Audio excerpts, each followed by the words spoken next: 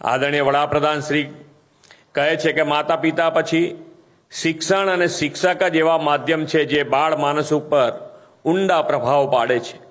આજના બાળકો આવતીકાલના નાગરિક છે. આ બાળ માનસમાં અત્યારથી જ રાષ્ટ્ર પ્રથમનો ભાવ કેળવાય તે જરૂરી છે.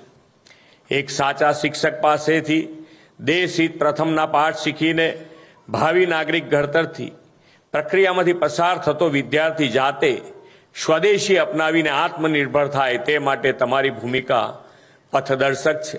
બાળક જો પોતે આત્મનિર્ભરતાના પાઠ ભણશે તો પરિવાર અને સમાજને આત્મનિર્ભરતાની નવી દિશા આપી શકશે.